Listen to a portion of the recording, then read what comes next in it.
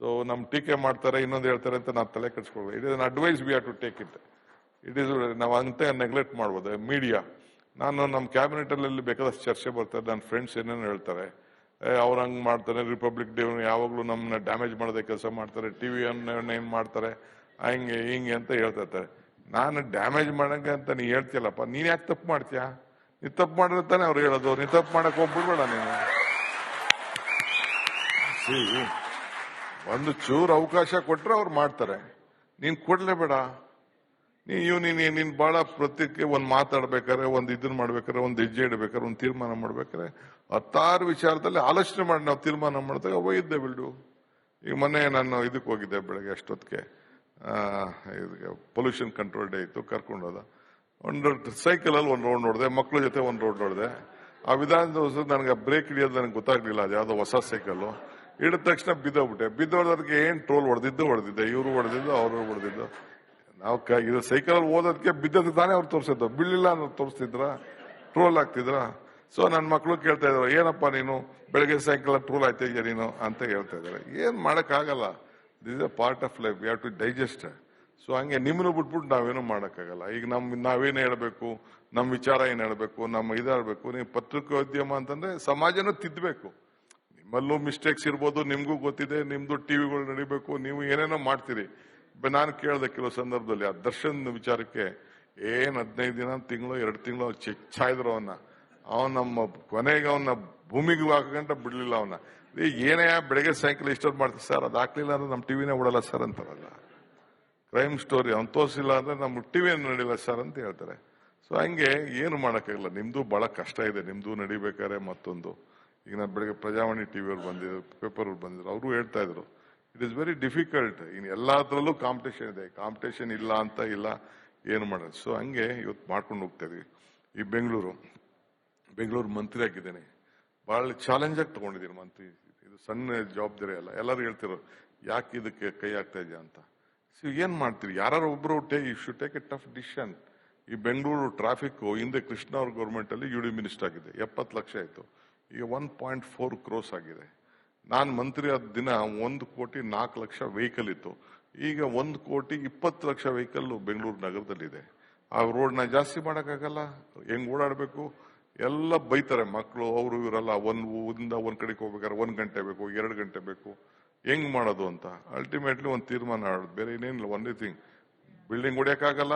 ಈ 2033 ಆಕ್ಟ್ ಬಂದ್ಬಿಟ್ಟು 1:2 ಕೊಡಬೇಕು, 3 ಕೊಡಬೇಕು.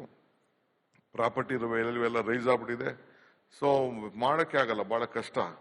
ಸೊ ವೈಡ್ನಿಂಗ್ ಅದಕ್ಕೆ ಇನ್ನು ವಿಧಿನೇ ಇಲ್ಲ ಅಂತೇಳಿ ಈಗ ಟನಲ್ ಮಾಡೋದು, ಮೆಟ್ರೋ ಮಾಡೋದು, ಫ್ಲೈಓವರ್ಗಳು ಮಾಡೋದು.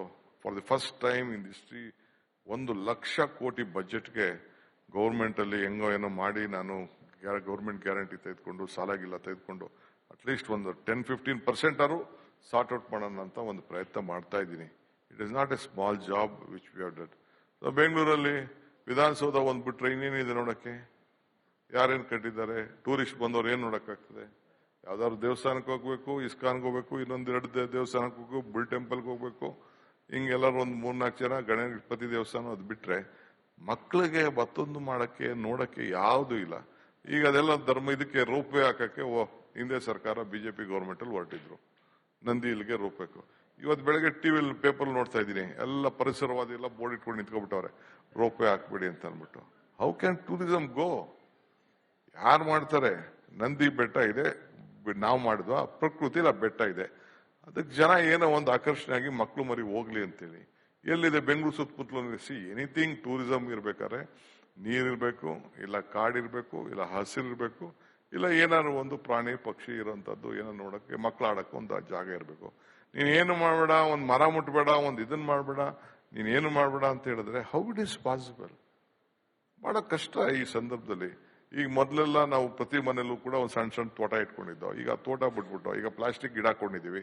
ಒಂದು ಮನಿ ಪ್ಲಾಂಟ್ ತಂದು ಬಾಟ್ಲಿಗೆ ತಂದ್ಬಿಟ್ಟು ಕೊನೆಗೆ ಅದೇ ಗಿಡ ಅಂತ ಅಂದ್ಬಿಟ್ಟು ಮನಿ ಪ್ಲಾಂಟ್ ನ ಹಾಕ್ತಾ ಇದೀವಿ. ಮನಿ ಬೆಳೆದವರು ಮನಿ ಪ್ಲಾಂಟ್ ಹಾಕೊಂಡು ಸಂತೋಷ ಪಡಿತಾ ಇದೀವಿ, ದುಡ್ಡು ಬರ್ಲಿ ಅಂತ ಅಂದ್ಬಿಟ್ಟು.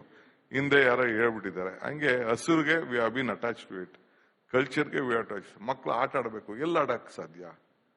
ಸೊ ಹಂಗೆ ಹಿಂದೆ ಯಾವುದೋ ಕಾಲದಲ್ಲಿ, ಬ್ರಿಟಿಷ್ ಕಾಲದಲ್ಲಿ ಲಾಲ್ಬಾಗು, ಮತ್ತೊಂದು ಈ ಒಂದು 2-3 ಕಬ್ಬನ್ ಪಾರ್ಕು ಸೊ ನಿನ್ನೆ ತಾನೇ ಫಾರೆಸ್ಟ್ ಇಲಾಖೆಯವ್ರಿಗೆ ತೊಂದರೆ ಕೊಡಕ್ ಹೋಗ್ಬೇಡಪ್ಪ, ಎಲ್ಲ ಇರೋ ಫಾರೆಸ್ಟ್ ಜಮೀನುಗಳು ಸುತ್ತಮುತ್ತಲು ಇರೋದೆಲ್ಲ ನೀವೇನು ಮಾಡಕ್ ಹೋಗ್ಬೇಡ, ನಾನೇ ಬೇಕಾದ್ರೆ ಕಾರ್ಪೊರೇಷನ್ ದುಡ್ಡು ಕೊಟ್ಬಿಡ್ತೀನಿ, ಎಲ್ಲ ಕಡೆ ಪಾರ್ಕ್ ಮಾಡ್ಬಿಟ್ರೆ ನೀವು ಜನ ಆ ಓಡಾಡಕ್ಕಾರ ಬಿಡಿ, ಸಾಕು ಕೂತ್ಕೊಳ್ಳಕ್ಕೆ ಮಾಡಕ್ಕೆ ಬಿಡಿ, ಹಸಿರಿಲ್ಲ ಅಂತಾನೆ. ಯಾಕೆಂದ್ರೆ ಹಸಿರಿಲ್ಲ ಅಂದ್ರೆ ಉಸಿರಿಲ್ಲ, ಹಸಿರಿಲ್ಲ ಅಂದ್ರೆ ನೀರಿಲ್ಲ. ಸೊ ಹಂಗೆ ಇವತ್ತು ಬೇಕಾದಷ್ಟು ಇದೆ. ಸೊ ಅದರಿಂದ ಬೆಂಗಳೂರಿಗೆ ಒಂದು ಹೊಸ ರೂಪ ಕೊಡಬೇಕು ಅಂತೇಳಿ ಪ್ರಯತ್ನ ಮಾಡಿ, ಈ ಬಹಳ ಬೆಂಗಳೂರು ನಗರವನ್ನ ಅಡ್ಮಿನಿಸ್ಟ್ರೇಷನ್ ಬಹಳ ದೊಡ್ಡ ಸಮಸ್ಯೆ ಇದೆ, ಚಾಲೆಂಜಸ್ ಇದೆ. ಟೀಕೆ IT ನಗರ ವರ್ಲ್ಡ್, ನಮ್ಮ ವಾಜಪೇಯಿ ಅವರು ಇದ್ರು, ನಾನು UD ಮಿನಿಸ್ಟರ್ ಇದೆ, ನಮ್ಮ ಅನಂತ್ ಕುಮಾರ್ ಆಗ ಅರ್ಬನ್ ಡೆವಲಪ್ಮೆಂಟ್ ಇಷ್ಟು ನಾನಿದ್ದಾಗ, ಆಗ ಬೆಂಗಳೂರಿಗೆ ಏರ್ಪೋರ್ಟ್ ಫೌಂಡೇಶನ್ ಬಂದಿದ್ರು. ಕೃಷ್ಣ ಅವರು ಚೀಫ್ ಮಿನಿಸ್ಟರ್ ಇದ್ದಾಗ ಫೌಂಡೇಶನ್ ಲೇ ಮಾಡ್ಬೇಕಾದ್ರೆ ಕೆಂಪೇಗೌಡ ಏರ್ಪೋರ್ಟ್ ಇನಾಗ್ರೇಷನ್ ಫೌಂಡೇಶನ್ ಬಂದಿದ್ರು. ಆಗ ಹೇಳಿದ್ರು, ಆಗ ಒಂದು 5-6 ತಿಂಗಳಿಗೆ Japan prime minister, Poland prime minister, ನಮ್ಮ UK ಪ್ರೈಮ್ ಮಿನಿಸ್ಟ್ರು ಮತ್ತು ಇನ್ನೊಂದು ಪ್ರೈಮ್ ಮಿನಿಸ್ಟರ್ ಬಂದರು. ಆಗ ಅವ್ರು ಹೇಳ್ತಾ ಇದ್ರು, there was a time when the world leaders first use to come to Delhi, then they use to come to Chennai, Hyderabad or Mumbai or any other place. Now the situation has come. The time has come. First the leaders of coming to Bangalore, then they are coming to Delhi ಅಂತ ಹೇಳಿ ಅಟಲ್ ಬಿಹಾರಿ ವಾಜಪೇಯಿ ಅವರು. ಅದಕ್ಕೆ ಆ ಕಾಲ ಸ್ವಲ್ಪ IT-BTಗೆಲ್ಲ ಸ್ವಲ್ಪ policy ಜಾಸ್ತಿ ಆಯಿತು. But still the IT-BT policy ಜಾಸ್ತಿ ಆಯಿತು ಅಂದ ತಕ್ಷಣ ಕೃಷ್ಣ ಅವ್ರ ಗೌರ್ಮೆಂಟ್ ಇಂದ ಬಂತು ಅಂತ ನಾನು ಹೇಳುದಿಲ್ಲ, ನಮ್ಮ ಗೌರ್ಮೆಂಟ್ ಇಂದ ಬಂದ. ಅದು ಯಾಕೆ ಅಂದ್ರೆ ನಮ್ಮ ಕರ್ನಾಟಕದಲ್ಲಿ ಇದ್ದಂತ ಕ್ವಾಲಿಟಿ ಆಫ್ ಎಜುಕೇಶನ್, ನಮ್ಮ ಕಲ್ಚರ್, ನಮ್ಮ ಮಕ್ಕಳಿಗೆ ನಮ್ಮ ವಿದ್ಯಾಭ್ಯಾಸ ಇವತ್ತು ಕೂಡ ಯಾವುದೇ ಫಾರಿನ್ ಯೂನಿವರ್ಸಿಟಿಗೆ ಹೋಗಿ ನಮ್ಮ Indian boys, Karnataka south Indian boys are doing very excellent.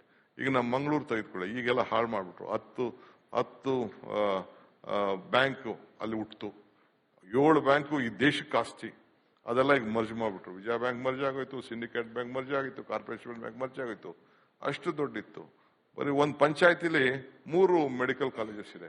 Almost 9 medical colleges in Mangalore. What is the number of doctors we are producing? ಇವತ್ತು 70 ಮೆಡಿಕಲ್ ಕಾಲೇಜಸ್ ಕರ್ನಾಟಕ ರಾಜ್ಯದಲ್ಲಿ ಇದೆ, 250 ಇಂಜಿನಿಯರಿಂಗ್ ಕಾಲೇಜಸ್ ಕರ್ನಾಟಕ ರಾಜ್ಯ. ಇಲ್ಲೇನ್ ನಾವು ಇಂಜಿನಿಯರ್ಸ್ನ, ಡಾಕ್ಟರ್ಸ್ನ ಪ್ರೊಡ್ಯೂಸ್ ಮಾಡ್ತಿದ್ದೀವಿ, ಪ್ರಪಂಚದಲ್ಲಿ ಯಾವ ದೇಶದಲ್ಲೂ ಕೂಡ ನಾವು ಇಂಥ ಕ್ವಾಲಿಟಿನ ನಾವು ಮಾಡೋಕ್ಕಾಗ್ತಾ ಇಲ್ಲ. That is the strength of Karnataka. Human resources Karnataka 1200 nursing institutions ಇದೆ. ಎಲ್ಲ ನಾವಿಲ್ಲಿ ತಯಾರು ಮಾಡೋರೆಲ್ಲ ಕಂಪ್ಲೀಟ್ ಎಲ್ಲ ಹೊರಗಡೆ ನಾವು ಎಕ್ಸ್ಪೋರ್ಟ್ ಮಾಡ್ತೇವೆ. ನೋ ಡೌಟ್, ಹೋಗ್ಲಿ quality, but still the cream of Karnataka. ಬಹಳ ವಿದ್ಯಾವಂತರು, ಬಹಳ ಬುದ್ಧಿವಂತರು ಎಲ್ಲ ಕೂಡ ನಮ್ಮನ್ನು ಬಿಟ್ಟು ಇವತ್ತು ಹೊರಗಡೆ ಹೋಗ್ತಾ ಇದ್ದಾರೆ. ಇರ್ಲಿ, ಅವ್ರ ಬದುಕಲಿ, I don't tell know. But ನಮ್ಮ ಪೊಟೆನ್ಷಿಯಲ್ ಏನಿದೆಯಲ್ಲ ನಮ್ಮ ಮಕ್ಳ ಹತ್ರ, ನಮ್ಮ ಏನ್ ಮಾಡಕ್ಕಾಗಲ್ಲ. ಈಗ ಒಂದು ಫೋನ್ ಬಂದ್ಬಿಟ್ಟಿದೆ. ನಮ್ಮ ಕಾಲದಲ್ಲೆಲ್ಲ ಈ ಕಂಪ್ಯೂಟರ್ ಇವತ್ತು ನಂಗೆ ಬರಲ್ಲ ಕಂಪ್ಯೂಟರ್. ಈಗ ಟೀಚರ್ ಏನೋ ಅವ್ರೇನು ಸುಳ್ಳು ಹೇಳಕ್ಕಾಗಲ್ಲ. ಈಗ ಟೀಚರ್ ಪಾಠ ಹೇಳ್ತಾರೆ, ನೀನೇನಾದ್ರು ಪಾಠ ಹೇಳ್ಬೇಕಾದ್ರೆ ಸುಳ್ಳು ಹೇಳಿದ್ರೆ ಅವ್ರ ಫೋನಲ್ಲೇ ತೆಗೆದ್ಬಿಟ್ಟು ಇಲ್ಲಿ ಹಿಂಗಿದೆ, ಕಂಪ್ಯೂಟರ್ ಹಿಂಗಿದೆ, ಮೇಲಲ್ಲಿ ಹಿಂಗಿದೆ, ಇದೇನೋ ಇದೆ, ಇದರಲ್ಲಿ ಇದೆ ಅಂತ ಹೇಳಿ ಬಂದ್ಬಿಡ್ತದೆ. ನಾನು ಯಾವ್ದೋ ಒಂದು ಭಾಷಣ ಮಾಡಕ್ ಹೋಯ್ತಿದ್ದೆ, ನಾನು PA ಫೋನ್ ಮಾಡ್ತಿದ್ದೆ ನಮ್ಮ ತ್ಯಾಗರಾಜ್ಗೆ, ಅದೇನಾನು ಬರೆಯ ನೀನು ಏನೋ ಸ್ವಲ್ಪ ಹೇಳಪ್ಪ ಅಲ್ಲೆಲ್ಲ ಹೋಗ್ಬೇಕು ಅಂತ ಅಂದ್ಬಿಟ್ಟು. ನನ್ನ ಮಗಳು ಹೇಳ್ತಾರೆ, ಅಪ್ಪ ನಿಮ್ PA ಹಾಕ್ಬೇಕು, ತಗೋ ಚಾಟ್ ಪಿಟಿಗೆ ಹಾಕೋ, ಇಲ್ಲೇ ಟಕ್ ಟಕ್ ಅಂತ ಹೇಳ್ಬಿಟ್ಟು ಅಲ್ಲೇ ತೆಗೆದಿಕ್ ಕೊಟ್ಬಿಡು ಅಂತ. That we are in that age ನಾವು. So our children are more fortunate. So more ಪ್ರತಿಯೊಂದು ಸಂದರ್ಭದಲ್ಲೂ ಬಂದ್ಬಿಟ್ಟಿದೆ. ಸೊ ಹಂಗೆ ಅಂತ ಸಂದರ್ಭದಲ್ಲಿ ನಾವು ಇದ್ದೀವಿ.